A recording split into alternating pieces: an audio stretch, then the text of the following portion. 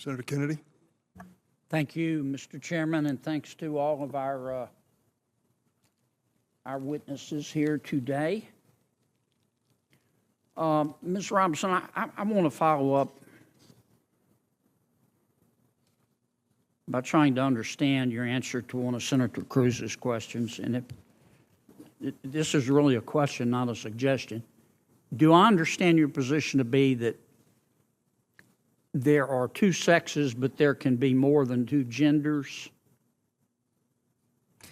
I wouldn't even say two, and we've got Dr. Lopez here as well, but there's also the definition of intersex. I think that often in these conversations we're conflating sex and gender, and I do want to affirm here that trans women are women. That is their gender.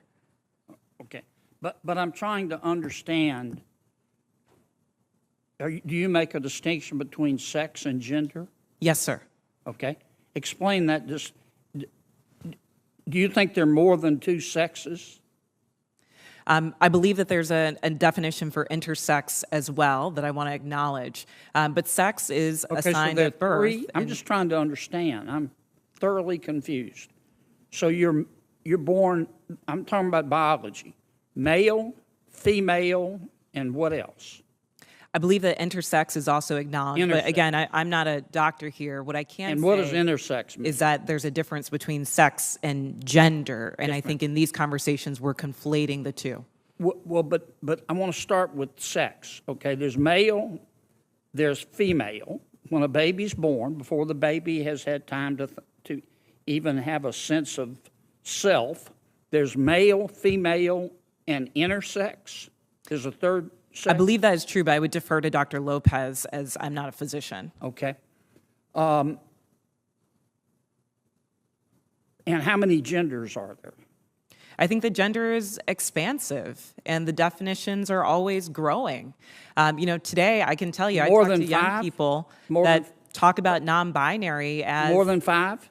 I think the gender is not a binary, is what I'm trying to say. But are there more than five genders? I'm just trying to understand. Are there more than five genders? Well, I think that there was a time where women wearing pants didn't feel like it was appropriate for their gender, and yet I'm wearing pants today. I think that there are ways that we express our gender that are expansive. Are there more than five? I wouldn't subject myself to naming how many genders there are, but what I can say is that gender is a reflection. Number? Excuse me? There's an infinite number of genders? I think depending on your culture, there are a lot of different genders that exist. And I can also say that it's a term that's evolving. If you look at young people today, they really don't lean into the binary of only woman and man. So I think that it's incumbent upon us not to legislate on this, but create space for them to explore what their identities are, what their gender identities are. Let's get back to athletics. I think I understand what you're saying. There are three sexes. Male, female, and intersex. I believe that to be true, but again, I'm not a physician. And there are an infinite number of genders because gender is a mental state. Gender is about expression, and I think that there are a variety of ways that you can express your gender. Okay, so there's infinite number. All right, let's go back to the biology. Male, female, boy, girl. Okay, biologically, do males have an advantage over females biologically in sports? Again, I'm not a physician, and I can't speak to that. What's your real-world experience? It depends. There are some people who are born male that I'm faster than if I were to sprint against them, and some that I'm not. Some males that are taller than some women, and some that are shorter. You don't believe that a biological male has a physical advantage in sports over a biological female? Not as a definitive statement. Give me an example.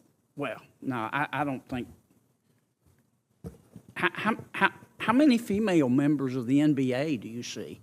Well, I can say that, there's been this news article about men that think that they could beat Serena Williams in tennis, right? That they think that they could actually score a point on her. And it's just not the case. She is stronger than that. What's your experience, Ben? Male, female? Both Serena and Venus lost to the 203rd ranked male tennis player, which they're phenoms for women. My experience, my husband, he swam at University of Kentucky as well. In terms of accolades and in terms of national ranking, I was a much better swimmer than him. He could kick my butt any day of the week without trying. Okay. I just think, Ms. Robinson, I'm trying to understand where you're coming from. I think you lose a lot of credibility when you don't concede that a biological male has physical advantages over a biological female. I mean, I just think that's a proven fact, and you really hurt your credibility. I understand you want the world to be a better place. I do too, and I don't think people ought to be discriminated against because of an immutable characteristic. I don't. And I think that I think everybody ought to be free to be themselves. And what you do in your bedroom or what I do in my bedroom with a consenting adult is nobody's business. But if what I do in my bedroom with a consenting adult, if I decide I want to tell somebody's child about it, then other people have rights too. And I think parents have rights. And I think biological females have rights to be able to compete fairly in sport, in sports. So I really think you hurt your credibility when you refuse to acknowledge that biological males have an advantage over biological females. It kind of makes me wonder about all your testimony. Thank you, Mr. Senator Chairman. Kennedy. I'm sorry, go ahead. What I'm trying to say is that there is not a definitive advantage in all cases. Sir, I don't know if you believe that you could beat Serena Williams in tennis, but I probably think that that's not the case. There are not all cases where all men are physically superior to all women. And at the end of the day, in this conversation, we're not talking about that. We're talking about trans women who are, in fact, women, who deserve to play in a gender that matches their sports, who deserve all the benefits that Ms. Gaines is talking about. And as a cisgender black woman, I can say definitively that my womanhood is not threatened by a transgender person asserting hers as well. Senator Hirono. Thank you, Mr. Chairman. I thank all of the persons who are testifying today. It's been called one of the most heated Senate showdowns of the year.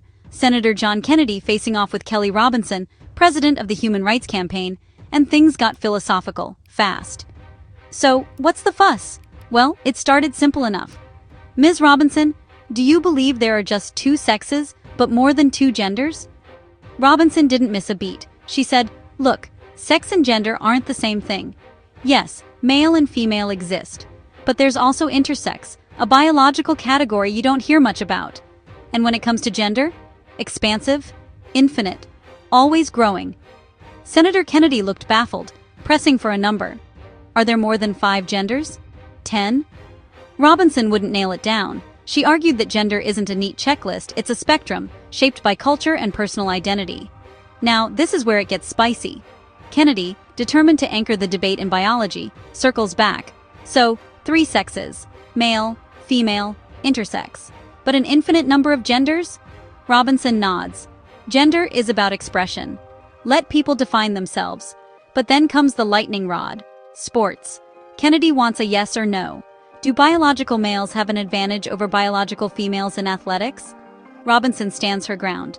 It's not a definitive statement, she says. Some men are faster or stronger than some women, but not always. She even shares her own story. Despite being a more accomplished swimmer, her husband, also a college swimmer, could outpace her every time. Kennedy fires back with the famous example. Serena and Venus Williams, both tennis legends, once lost to the 203rd ranked male player. Robinson retorts, plenty of men think they could beat Serena, but let's be real, she's stronger than most. The senator isn't satisfied. He claims refusing to admit a clear-cut biological advantage hurts Robinson's credibility. I want fairness, he says, for women in sport, for parents in the classroom. A level playing field. Robinson's final word? There isn't a universal rule. And my womanhood isn't threatened by a transgender woman asserting hers. So, who's right? Is sex strictly biology, gender an open field? Should sports draw a hard line or make room for identity? What's clear is that the debate is far from over, and how we talk about sex, gender, and fairness will shape policy and lives for years to come. Let me know what you think in the comments. Should there be strict rules in sport, or should we make room for a changing understanding of gender? If you want more breakdowns like this, don't forget to like and subscribe. See you in the next one.